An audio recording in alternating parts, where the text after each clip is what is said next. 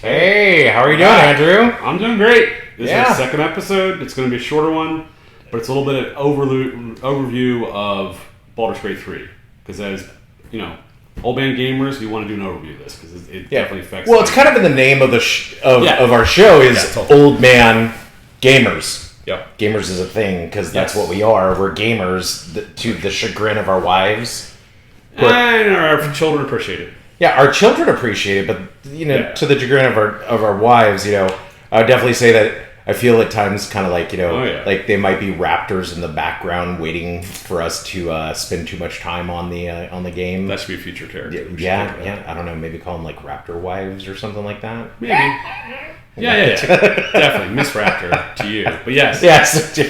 So like Andrew said, so we're gonna dive into our initial reactions and impressions to Baldur's Gate 3. And first I want to say real quick, when we play these games, what difficulty do you put them on, usually? I put it on beginner babysitting because... Time. Time. It's not for lack of not wanting to learn the mechanics of the game and get into the more difficult settings of the game. No, totally. I did Midnight... what do you call it? The Marvel one. Midnight Express. Midnight Suns? Midnight Suns, the Ultimate Edition. And I played it first normal, like 20 hours in, and I'm like, oh my god, this is so stupid. I put it back to beginner just for time. And then I put it on the hardest difficulty. After I got good at it, understood it. Well, yeah. I mean, finished the game, and I'm like, okay, I like this enough to go back and put it in. Well, and just like we discussed in the first episode, this is like the OMG rating, the Old Man Gamers rating is about... What's easy all of our ratings are designed on game content, but also ease of use and playability. Totally. Time consumption for that ease of use and playability, and the ability for someone who has a limited time frame, for instance, because of life, work, job, kids, family, like I said, life, right? Life. And what kind of time demand does that game have on you to be able to truly interact with the game and not just play it, but genuinely enjoy what you're doing? Right. Because, I mean, there are... That's the point. Well, and I mean, let's be really honest. I mean... Not just play games, actually enjoy it. I mean... And understand the culture and read 100 books worth of material in one game like this game. Oh, yeah. Well, we'll discuss this in later episodes, but as I have found myself getting deeper into the game, constantly having my phone in my hand and Googling walkthrough. Yeah. Walkthrough with a specific word in there so that I can pull up a walkthrough of, oh my god, I'm on this side quest and where the heck am I? And I found something. Again, without getting too far afield, because obviously we want to make sure that we're doing our initial impressions of this. But as I've dug deeper into this game and played more of this game and gotten through Act 1, and I'm closing in on the end of Act 2 at this point. Beginning. It is so immersive and such a huge sandbox to play in. There are boundaries to the sandbox, but oh my god. Yeah, it's crazy. And for the record, y'all, I am a first-person shooter sports game guy because this is more my game. Yeah. This is traditionally what I've been playing since the first text adventure. Yeah. Now, don't get me wrong. When you go back, I was the geek kid who read the Choose Your Own Adventure novels and played tabletop role-playing games, and I was a D&D kid, Shadowrun, and I think, D&D. what was the first fantasy book you read? The first fantasy book I read. Ooh. For me, I started Lord of the Rings and didn't get it at age 6, and so I switched over to The Hobbit, got it, and then at age 7 went right back to Lord of the Rings. See, now, conversely, because I did a fun little fact here, my dad being a pastor, he wasn't against me reading fantasy novels, but he kind of... And so the first fantasy novels I remember reading as a kid was The Lion, the Witch, and the Wardrobe by C.S. Lewis. I didn't read that until later. That was an excellent series, too. And my dad actually, as a young child, gifted me the whole set. Right. And to this day, that set sits on my bookshelf. Yeah. So, going back to the experience, the first text adventure, you're in a cave. What do you do next? To this... Oh, yeah. Right? Just flash forward. Oh, my gosh. All the games, the Ultimate 3 was like the one I played on my PC the most like this. And that was amazing. I did little graphics and sprites, and maybe I'll put some text, some gameplay of that in the shots later. But to this, it's just mind-blowing for somebody my age. Now, if you're a new kid, you're like, oh, this is better than the Nintendo Wii U that I had when I was a kid. It's like, times have changed for my generation. Look, the fact that we go from stand-up cabinet arcades where you had to pump quarters into them nonstop just to try to play a game, and God forbid you lose your lives. And some of those games were insidious. Good point. This is like the modern day Gauntlet. Oh my God, best. We should just we should be making reference to Gauntlet throughout this. 100%. The multiplayer in Gauntlet, you shove quarters in. It was one of the most fun experiences at the arcade with your friends. You could all get around the screen. Somebody's the elf. Somebody's the magic user. Somebody's the warrior. The dwarf. Right. So go dwarves. They were all that influenced this game. So we're playing modern day Gauntlet without quarters. That's in our heads we're playing. Well, and the fact that they took Gary Gygax's Dungeons and Dragons, and this is the first game in my entire life, and I am talking at 46 years old. Keep in mind, I started playing D&D when I was in middle school, so I was 11, 12 years old when I played that game. So, y'all, we're talking about 30 plus years of knowing this source material, and to watch it unfold, and you're like, and as a gamer, you've always been like, oh my God, they made this game, and it's awesome because it's the intellectual property that I love, and I get to be a little bit less in my imagination and on paper on a table. Now I'm getting to physically interact with a world that I've imagined. Right. Baldur's Gate 3 totally is the most immersive, open, incredible gaming experience that you could ever have, and I have ever experienced personally. I feel like, aside from having my friend as a dungeon master in my ear making fun of me because I did a stupid thing like, I want to poke it. Yeah, I feel like they've had 25 years to do this. Other games, of course, like Dragon's Age and any Japanese RPGs that contribute to this. But I feel for 25 years of slowly improving their games, like they've hit the jackpot. They were up for Game of the Year. Didn't have the most sales, but they were close. I mean, they did a great job this year. They're going to keep expanding this game. There's going to be more to it. They're going to have another version of this coming out, I think, in the next year or two. So, they're at the pinnacle right now. And what we're reviewing this for is not just us, but our personal scores, Old Man Gamers, then our scores, the Family Gamers, and our score for the single gamers. So I'd like to actually start the single gamer. Well, before we get into any ratings, let's kind of pull it back. So Baldur's Gate 3 is out there on YouTube with playthroughs and beginner's guides, and there is a ton of content for Baldur's Gate 3. How do I know this? Because as I've looked at the game and tried to play into the game, I've been like, oh my God, what do I do? And I go look on YouTube, I go look on Google, IGN's got stuff, Game Radar's got stuff. There's a whole passel of folks who are doing walkthroughs and content to help you navigate this game, because it is so immersive. Yeah. It is so detailed. Totally. It is so incredible. Yeah. That said, let's kind of back this up to August of 2023. Yep. A studio that, to be brutally honest, unless you were really deep into gaming, you knew about it, but you didn't know about it, but you did. They had an original concept called Divinity. Right.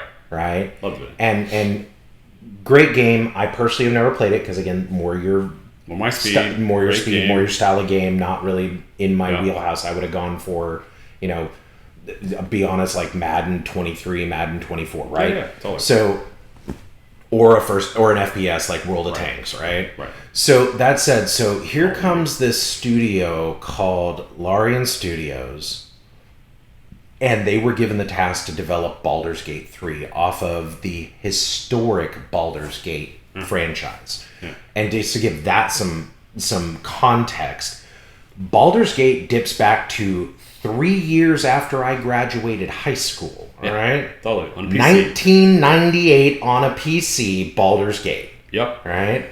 Flash forward 25 years, Baldur's Gate 2, multiple expansions, and now we're at Baldur's Gate 3. So not only did they have massively enormous shoes to fill. Sure. And expectations especially. Yeah. Expectations, because you have a 25-year-old gamer base. Yeah. Which ranges from 40 and 50-year-olds who were playing this game because it was the first real iteration of D&D with the D&D tag on it. Done well. For its time period. It was for its time Undisputed King for its time period, like it is now. Well, and then they redeveloped and they did like an enhanced version in 2013, I think it was, 12 or 13 that it came out. Because people want to see it with better graphics. Yeah, PC, so they up-graphicked it and everything else, and they included all the expansions that they had rolled out, like the Sword Coast and the Dragon's Lair, I think it was. And again, not because I've played it, but because I know about it, and I'm y'all are going to learn this really fast. I have a voracious appetite for knowledge, so when I get on the dog with a bone, once I get it, I dive after it. So, and so you've got 25 years of gaming history. Oh, yeah. And it's not just it's a video game. Baldur's Gate is to role-playing game and online role-playing game and massive role-playing game. Let me interject. Mass Effect 1, 2, 3 by BioWare were supposed to change each game and influence the next one with their decisions. And by the time I got to number 3, it just didn't work. Everybody knows that. I had to get a new ending, that had to change it, because the initial promise was everything will affect everything else. I think with Baldur's Gate 3, they've actually done it. Yeah. Like, it's actually crazy on how many decisions you make early on affect towards the end of this game. Great example to stay in the fantasy genre. Yeah. Lord of the Rings, Fellowship of the Rings. Any of us who were Tolkien fans, we saw that in theaters and we went, wow. Yeah. That doesn't just feel and sound like Tolkien. It is. That is Tolkien. Right. I don't know how they're going to top this. No. I mean, how do we get an Empire Strikes Back in number 2? Then they came in with The Two Towers. Yeah. And you ended The Two Towers and you went, what just happened? That was as good, if not better, than the first one, because now I'm invested in these characters and they've developed their story further, and it's a story I'm familiar with, but they're further down the road and they stayed true to the source material, and they made it better because now the graphics and everything, and they actually pulled in this, that, and the other. And then you get to Return of the King. Yeah.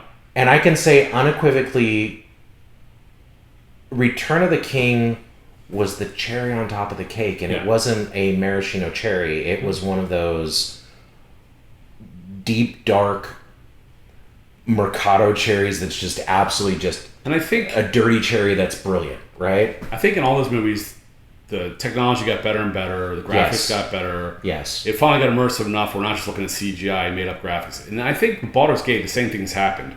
What happened to Divinity 2 was basically it was good. You could still do it, but it wasn't the graphics levels is. And what that graphic does, it's still top-down, it's still CRPG view, but you can zoom in, and it starts looking like third-person, like Wolfenstein, like type game quality graphics. When you zoom in, all the textures there, all the graphics. There's no slowdown, whatever system you're on, which is the PC, Steam, Xbox, PS5. It's not on Nintendo yet. Probably the next system it will be. But so wait a second. So just from that little statement that you made. So back up. So Baldur's Gate, you can find this if you're a PC gamer. Yep. You can find it on Steam Everything. on your PC, which is what a lot of Mac users go to Steam. Right. And then also it's on console, Xbox and PS5. But not Nintendo yet. But not Nintendo. Well, Nintendo kind of has their own little universe. Well, they're coming out of the more graphically powerhouse this year. So I predict this will be definitely on the next version. So within this year, it'll be on there. Alrighty. So it's on console, which is to be brutally honest to our audience, like, I don't do PC gaming very often, if at all, ever. And I'm a console gamer. I got a PS5 at home. I have a full-blown Alienware, my 3080. I don't have 4080 or 3080. It runs everything, but I find that like when you work on PCs all day, you're done with it. You want to sit on your couch. You want to be your big screen. You want to have your surround sound going on. You want to pick up your little joystick and not have to fool around with a million buttons, which I used to love to do as a PC gamer. But now it's like you want to have the experience, and this looks great on the big screen on console. Oh yeah, no, I and what Xbox and PS and Sony PlayStation have done on the console from when I first remember turning consoles on to now, holy moly. I mean, like for me, the ultimate moment was when I was watching a cutscene at the beginning of Baldur's Gate, right? As we're progressing into the first act. And my wife walks out and she goes, "I thought you said you were playing a game. What's this?" Right. And I said, "This is the game." Yeah. And she's like, What? It sounds and looks like a movie. Yeah, it does. It really and you're like, well, yeah, that's the phenomenal part about this is the studio developed an engine called the Divinity Engine. Yeah. And of course that just is, that is any engine that works within the gaming universe. You and I both know that is what drives not just the graphic quality, but the gameplay, the robustness that the gameplay and the controls allow. Can you do this much with it, but it only lets you go so far? Hence, Unreal has an engine that a lot of people code in to do this. Yeah. And it's a phenomenal engine itself. Unreal 5 is great, but it's slowed down game development a bunch of games. So it's coming, but the games, haven't really hit here yet. Yeah. Really so the thing that really struck me with Baldur's Gate as far as the graphics quality, right? Yeah. Was the fact that artistry. The level of artistry that they have in this is... And with Unreal, with all these game engines, and I won't mention all of them because they've been such jerks this year, but basically, with game development, having their own engine, like that choose your own path adventure thing, that's the problem. So you have to make how many decisions affect how many different parts of the story. This Divinity Engine's eating it alive. It's tearing it up. You can play 100. You can at least play 100 different variations of the same character that I've found so far. Yeah, well, that's the thing that gets me is that no two playthroughs will ever be the same unless you intentionally choose the exact options you chose the first time, which means you better be writing it down to follow the script. Your own little book. Yeah, you have to have your own little book with notes of what you did every single time to get a specific outcome. And then that might not happen. Randomization. Well, and on top of that might not happen anyway because guess what? Oh, there's a skill check. There's a dice check, right? Yeah. And all of a sudden you're rolling your dice and you're out of inspiration, so you can't re-roll the dice, and so something that you successfully did the last playthrough doesn't work this time. You failed this time. Yeah. And now all of a sudden your game and waste 5 minutes. You just keep going. So now. Okay, now that is one thing that I've read online and I found myself actually personally doing quite a bit. Yeah. Is the fact that there's been mandatory moments where I have had to go and start doing the save game. Talking about character creation. Yeah. So like I said, it is so insanely in depth, the character creation. Yeah. Like I said, you get to once you get past the character creation, then the easy stuff starts. Yeah, it's almost like you don't realize how important it is at the beginning of the game. It's like you fail, like you got 10 hours in, you're like, oh crap, I didn't know it played this way. Let me go start a new character. That's exactly what I did. This happens in so many of these games. I'm thinking back to Elder Scrolls beginning games. Oh yeah. I'm thinking any D&D games, it's like there's some tricks, right? Yeah. So my suggestion for Old Man Gamers is not just to start this game without looking at a 5 to 10 minute character creation video on YouTube or Rumble. Yeah. Basically start looking at this stuff, and that'll save you a ton of time. It won't really spoil anything, but it'll make it so you understand. There's a lot of little hidden tricks of when you highlight different spells, when you start them, when you don't. So we'll get to that later. Yeah, so like we said, this is really about initial reaction of initial gameplay based on the metrics of as Old Man Gamers, but looking at it also collectively from if you're a FG, if you're a family gamer, or if you're an SG, if you're a single gamer, if you can literally go dump, 12, 18 hours into a game in a day if you want. Let's save you 12 hours, what we're saying. Yeah. Don't be like us. Yeah, don't be like us, and even with tip, watch at least the beginner basics and what not to do. Yeah. For this game, it's other games it ruins it. This game, it's mandatory. It's a lifesaver. Yeah, I would say there are plenty of beginner guides out there, and we'll definitely post something in relation to our first initial impressions and kind of a Old Man Gamers beginner guide to Baldur Gate 3. Right. I don't foresee it being super in depth, but it will definitely touch on base on some of the easier things that you can do as a beginner player. So if you are a player with very limited time on your hands, you can still potentially, once you've gone through the enormously fun yet in-depth process of character creation. Yeah, and we'll recommend some videos down below. Yeah, definitely. Good. To be able to go to a place where you can once you're through the character creation, you can go in and you can kind of maybe be a little tanky with your character and have a little bit of forgiveness in how you play the game and still be able to pound your way in and do some things that are fun to do. Yeah, and like, we'll get into the environment and how it affects stuff and all that, but right now, let's go back to what your initial impressions when you're making a character. Oh, gosh. When making a character, I mean, like... What you started with was a dwarf, right? Oh, yeah, both of my characters are dwarves. So, again, I started the first time I started a dwarven bard, which I thought was really cool because, fun little fact, I like to sing and I used to perform and stuff like that. So, of course, I'm like, yeah, let's be a bard. That'd be fun. And most of the time, bards aren't that cool, only to find out that in this game, Baldur's Gate 3, bards are potentially the most OP class in the entire game. So it was fun initially until I started getting into playing the game, and I got in after that initial first, first initial welcome to the world.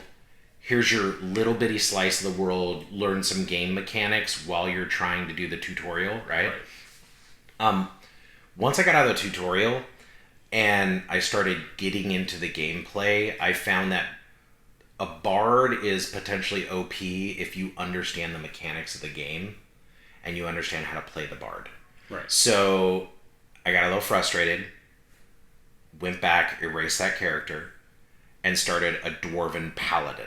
And the reason why, and this is for all y'all folks, wait. You know, from a singing character who's just going from bar to bar, getting drunk, having a good time, being a player, to Knights to Honor and Virtuous. A holy cleric who rocks around. Holy cleric of the dwarves, making sure the dwarven culture is always kept. So, what happened? Me smashy bad things.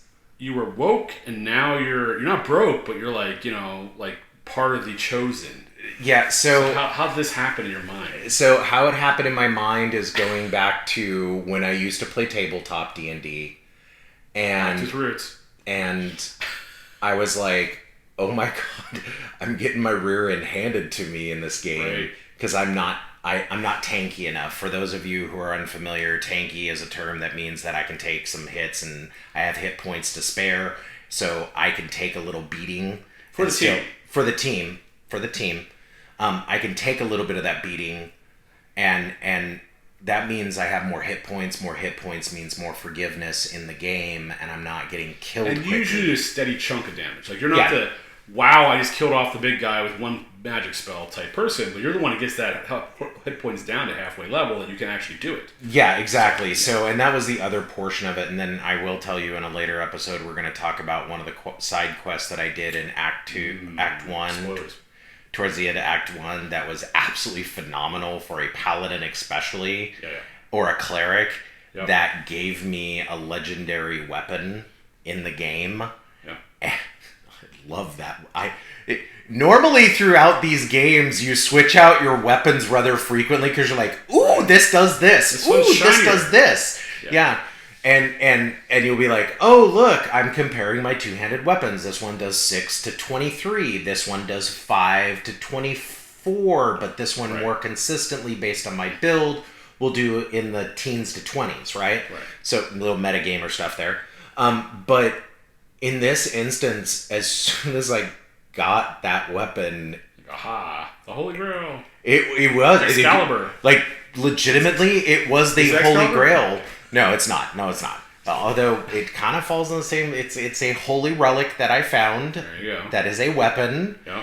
And by equipping my paladin with this holy relic, which is a weapon, it has drastically affected the gameplay, and I'm talking like it has made it so much fun because... And that was a side quest, right? Yeah, that was a side quest. Note to self, don't just mainline this game. Like, play the side quest and you feel like it.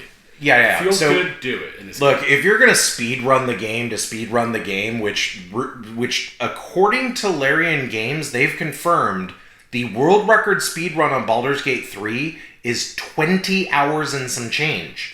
And how they do it again? You told me this. That's so funny. Somebody chose Shadowheart, which is the cleric in this, a cleric of Shar, which as you get into the story, you'll learn more about that, and if you understand D&D and Baldur's Gate period, you'll know what I'm talking about. But not to belabor that point. Right. But they chose a cleric that can change into a owlbear. Maybe it was a druid. Maybe they reclassed her as a druid to an owlbear. Right. She's originally a cleric. Yeah. So she's originally a cleric. I apologize. Had the owlbear thing. She's druid. So the owlbear is the most tankiest form, the biggest tank form that a druid can take in the game. Right. So it's the biggest, baddest animal transformation form that a druid can take. And it does a lot of damage on top of that. Right.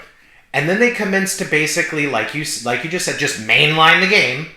And within 20 hours, they had run this all the way to completion. The very last, hey, you've come to the final credit scenes. Right. And having not just the initial play, but now having spent about a week and a half with the game, 2 weeks with the game, and my wife is literally like... Enough of the games. Raptor wife is definitely in effect. Oh, yeah. So that's something that's going to happen. Like, we're going to mention this Raptor wife thing, which means that you are overextending your time. Yeah. Game. So Raptor wife is not a knock on any wife wanting or spouse. It is not Raptor spouse. It is not a knock on any spouse who is demanding their time back from their partner. We're Old Man Gaming, so Raptor wife. Yeah. So for us as Old Man Gaming, it's Raptor wife because we're both married to. That's how it works for us. Yeah. But the Raptor wife is the Raptor wife who comes in like the Raptor and goes, get off the game! Stop playing that stupid game! You have XYZ honey-do list to do. And again, that goes back to our ratings, right? Old Man Gaming, we explained this earlier, but, so the Raptor wife is definitely in effect at this point. She's sick and tired of seeing the game on the screen. Right. And because my wife isn't a gamer, and I don't think your wife is a gamer as well. Yeah, I mean, I know she does on occasion. Like, I know that she loves the VR with the beats and. She used to, and when my son was growing up, he's 20 now. Like, she played a lot of games with him, like Legos, 100% completion type person. But since then, it's like not really. It's not her thing. I think it's more wine. Yeah, other things. Time with friends. Right, other things. Yeah. That are more important. Which are great.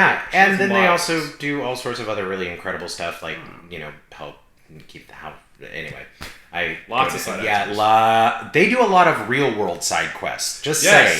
Yes. A lot of real world in Very real productive. life. Yes. Keep us on our toes. So, but Raptor wife is in full effect. Like, she literally, before coming in the studio, she walked out and was like, "Don't you have that thing with Andrew?" I was like, "Yes, babe, I do." And she goes, "Well, are you going to be late?" And I said, "No, I'm not going to be late." And she goes, "Why do you have that stupid game on again?" Because she's seen it too much. Yeah, she's seen it too much. It's a long game. Hence our lower score in this from Old Man Gaming. Yeah, just saying. It's the when we get to the ratings, you'll understand why we get to our rating for Old Man Gamers. So I think we belabored the character creation part to death at this point. Just understand, it is very in depth. It is very intense. Yeah, how many classes do we have? You can choose eye colors, and there is an eye color palette that easily has 30 to 45 different eye colors you can choose from. Eye makeup, tattoos. You can change the color of your tattoos. Any other RPG that has it in there, you have it, including nudity parts and. Yeah, so something also just for family gamers, the FG group. If you've got kids at home, and you do you, and like we've said before, we're not going to judge anybody on what they choose as appropriate or inappropriate for their kids. You just should go into this fully aware that the mature label on this content is not because it is based off of the violence, right? Because like Call of Duty, just because I'm a first-person shooter guy, so Call of Duty Modern Warfare 2 and 3. Where's the violence? Yeah, it's totally violence. Yeah. It's totally fine. Don't get me wrong, like, you can run around in your underwear, but you're in your underwear. I mean, it's like wearing a bikini, right? No, this is full nudity, frontal nudity. Yeah, this is full frontal. Full love affair with the characters. Yeah, you can go into and we can talk about that a little more when we get into the story. Yeah, but as far as characters are concerned, when you first fire this up, if you are with if one of your kids wants to play this game, then you need to be fully aware that you need to make sure that you put onto the game the parental controls in place that are built to Larian Studios. Credit. They created parental controls so that younger players can play this game, which doesn't allow them to take the clothes off. Right.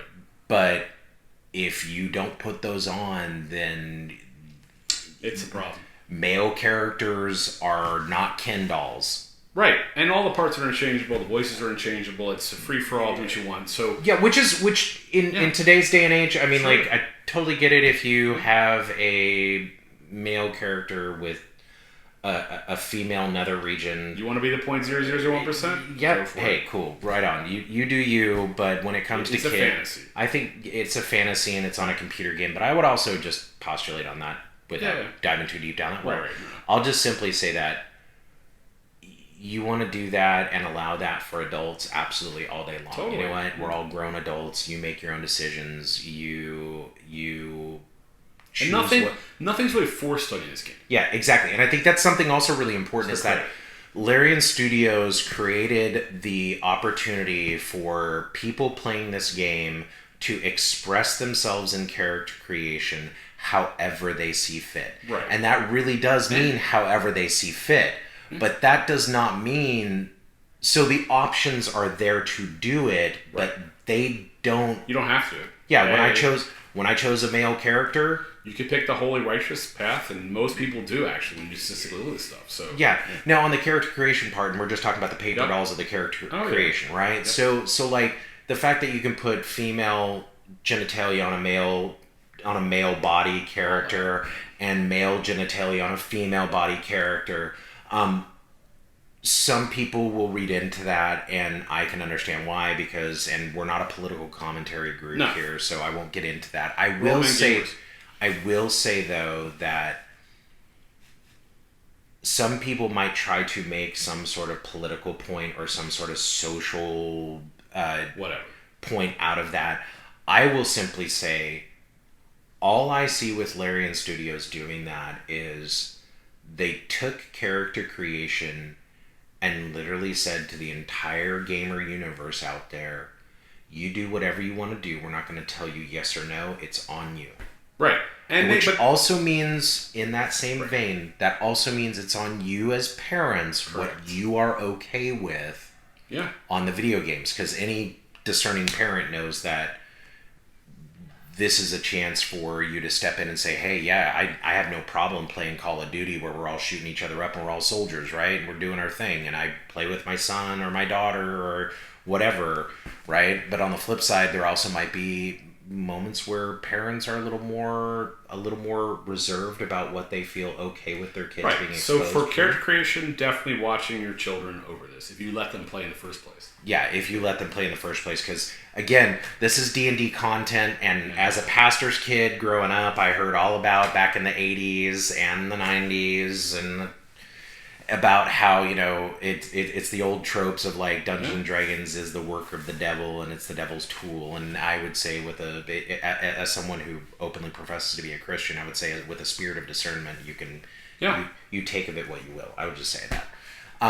That said, character creation, again, beating it to death, but it's a incredibly open environment.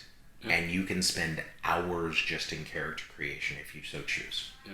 So just be fully aware of that. The character backgrounds and choices you make do affect the game. Yes. Everything affects the game. Everything you do affects the game. Just remember that. From the first things you do in the beginning to even the very end, everything you do affects the game, which is that's what's remarkable about this game. What's remarkable about this game is there's not any chosen path. There's 1,000 chosen or 10,000 chosen paths. Well, point in case, so like my character is a Druagar dwarf, which is a dark-dwelling dwarf. Right. So if you know anything about the Dungeons and Dragons / Baldur's Gate, there are dark dwellers, which is drows, gnomes, and dark gnomes and Duergar, which are dark dwarves. They're the dwarves that automatically have like a almost black ebony colored skin, not as in like African American black. I'm talking like legitimately black skin. Right. Like my guy, he has like this ebony skin with a slight purplish hue, and he has and I was able to choose his eye color, and his irises are white. And he's cool. Yeah, and he's totally cool. So with some purple flecks in him and stuff like that. So I mean, that's how intensely deep and you can get. Haircuts. Yeah, and that's how intensely deep you can get into the character creation. So where does that push us to from character creation? Great, now we've created our characters, which literally took me almost an hour just to do that. The first time. Second time was a little bit easier because I kind of knew which direction I was going in, so I was able to it still was not quick and easy. Yeah. Even my wife was like, "Oh my God, what are you doing?" And I was like, "I'm making a character." And she looked and she goes, "You can change all of this?" And because I am experiencing the game and I am taking one for the team and playing the game for you guys out there, and because I'm an old man gamer, I'm playing the game because I love playing video games. So took one for the team during character creation. My wife was actually present when I did this, and I quote unquote, and just be in mind, this is what we're talking about to all the parents out there.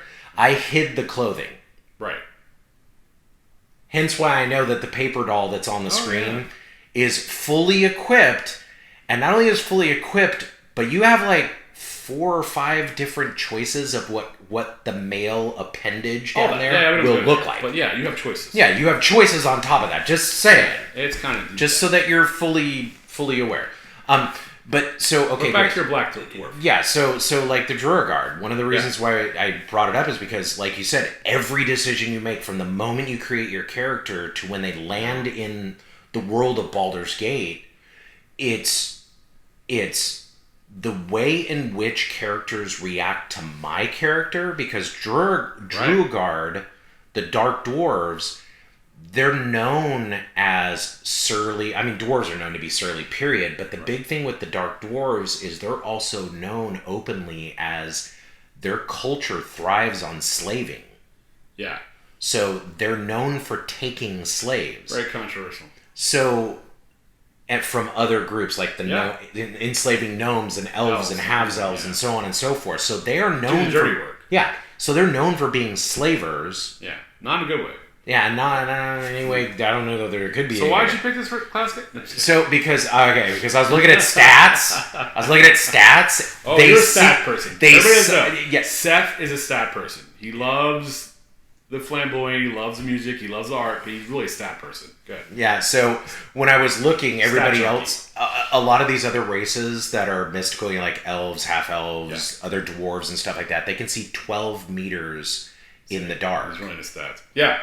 The Duergar have superior dark vision and can see 24 meters in the dark, which is greater than anybody else in the game. You hit better. Which means that I can...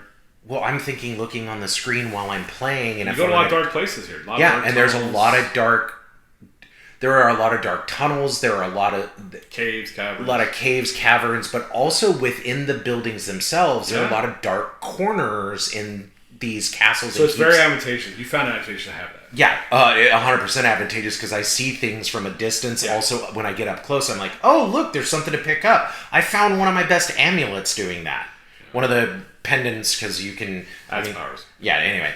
The character equipping, that's another part of that, right? So what really struck me with coming out of character creation is everything, like you said you do, drives how the other characters in that universe will then interact with you. So when you go into certain environments, some people are agnostic to the fact that I'm a Duergar. Other people hate you. Other people like you. Other people, I immediately start with a lower score in the computer, whatever that magic number is for them. For charisma. Even though I have a high charisma, I have like a 16 or 17 charisma out of 20, which means my paladin is a televangelist preacher type, right? Right. But even though I have a really high charisma, when I walk up to someone, there's already I don't know how to put it any other way, but within the world of Baldur's Gate, there's already a racial bias against the Duergar. Yeah. So which leads me to, it's not just stats, y'all. It's also, there is so much to this game, man, and that's where we get into like the story, right? So let's jump into the story now. Okay, so great. You've made your character. You've dropped yourself into the world of Baldur's Gate. Now, what a freaking weird start. We're not going to ruin it for you, but it's for a D&D game. This is one of the most interesting starts. Oh, hands down. I'll put it to you this way: the way they start you in Baldur's Gate.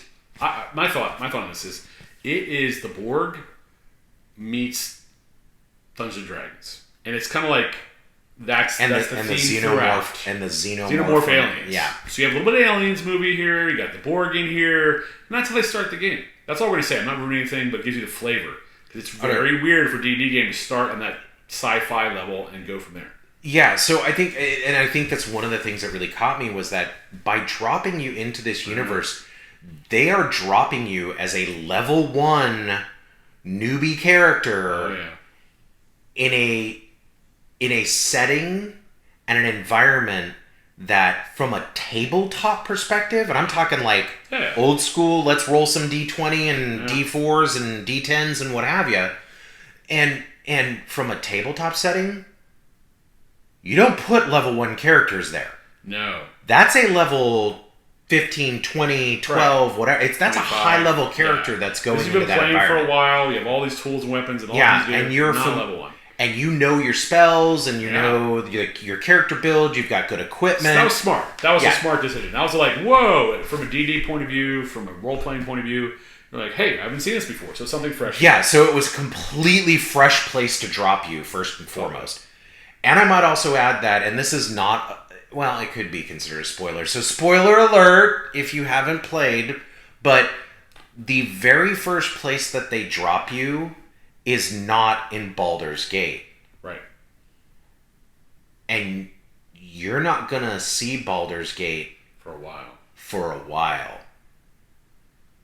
Which was very surprising, and still to this moment where I've and again, these are initial 40 hours into it. 50 hours this is after initial impressions, right? This is all of what this is. We keep saying it, but this is initial impressions from booting up and playing the game and doing our thing on the very first couple days of trying to play the game. But now I am invested time and hours in this. My Raptor wife has been very tolerant of that as well. Because the fact that it does take an hour to 2 hours of gameplay each time just to be able to move the story forward and be able to follow those quest lines, and then you got side quests, and then I feel like I'm a kid talking to my parents sometimes with the Raptor wife, where it's like, babe, no, I'm right at the final battle of this quest line, and please give me 10-15 more minutes, please. Which, again, anybody who's married and is an old man gamer understands that statement, and anybody who is a FG, a family gamer, understands that statement, and sometimes it's pleading with your own kids, which is like, can you just give me 10 to 15 more minutes and then we'll go take care of it?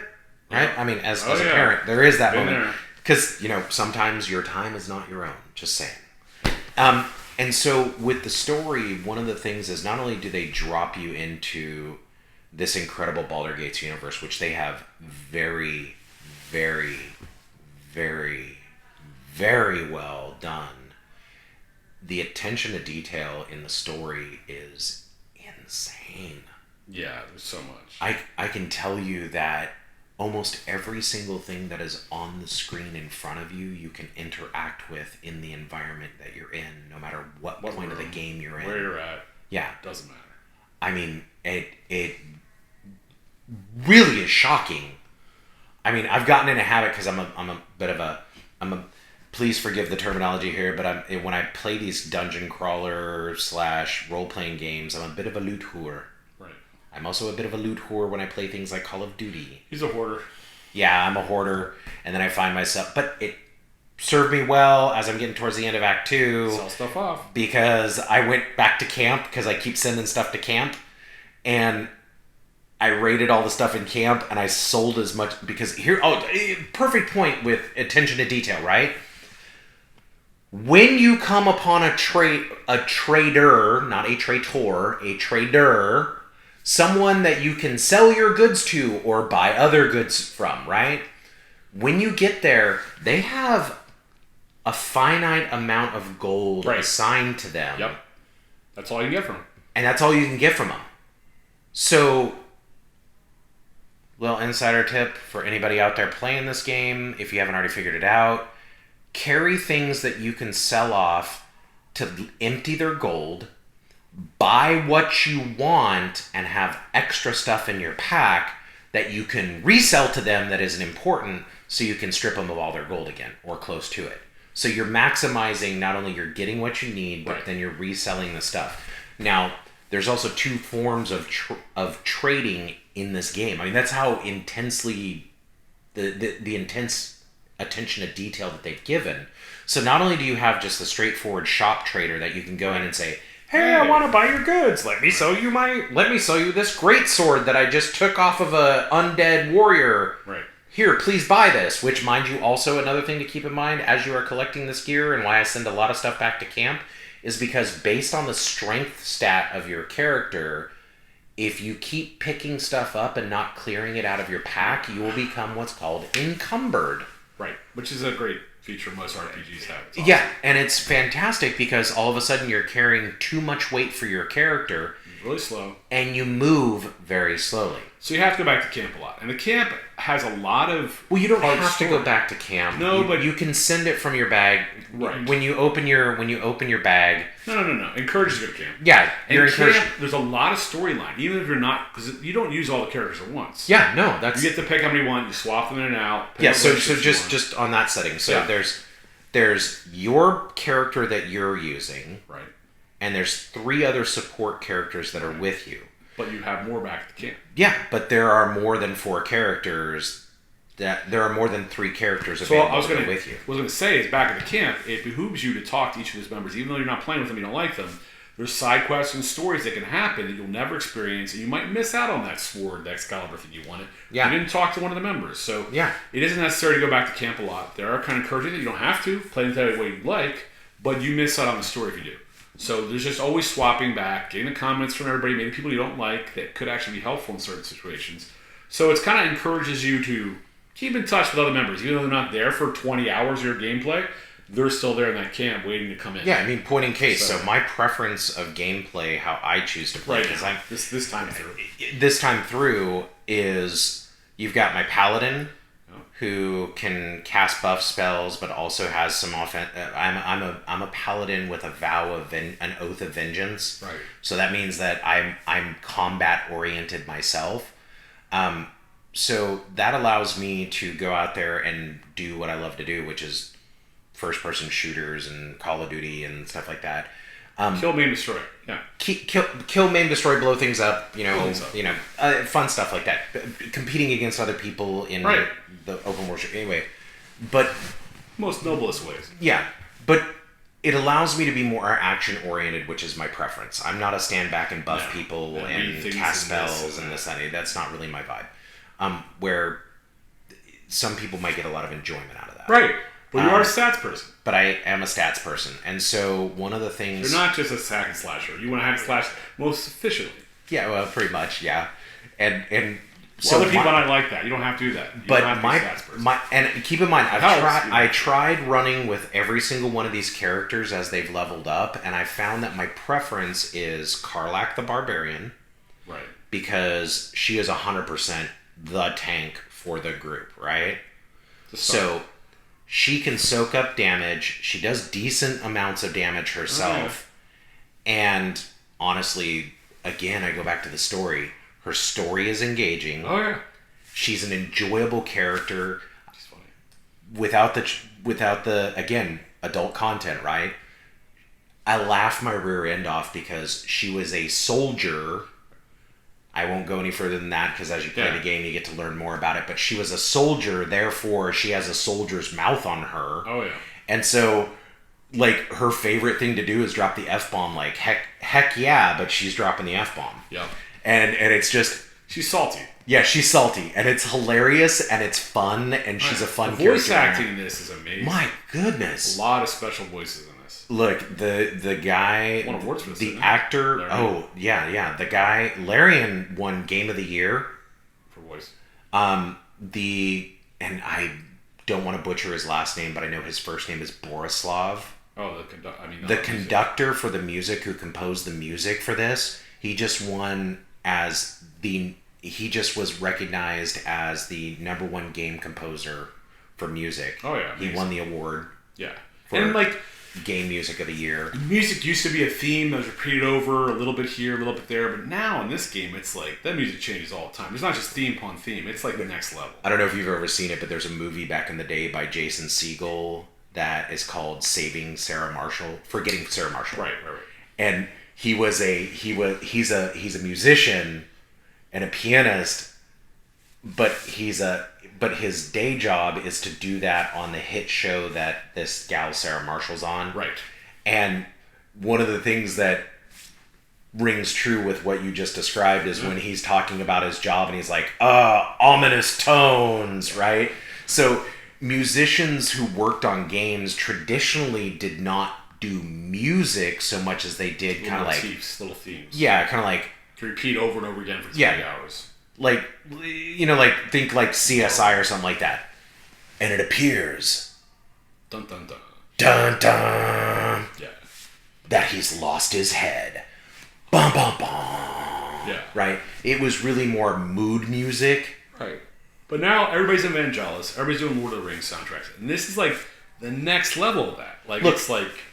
super impressive. All you need to know is this when it comes to the music, right? Because we've kind of we have story and music kind of mixed together in this because the story and the voice, the music is part of the story, and the story is part of the music. I mean, there's literally and the voice acting. There are literally characters. There's a side quest with a fungal mushroom type people where they speak in music. Yeah, it's crazy. There's so much in this game. Yeah, it's.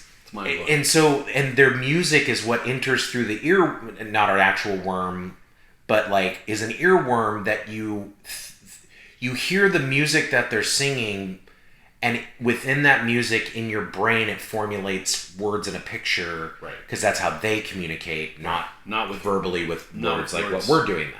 Only with singing. And so it's almost like feelings that become thoughts that become formulated dialogue, right?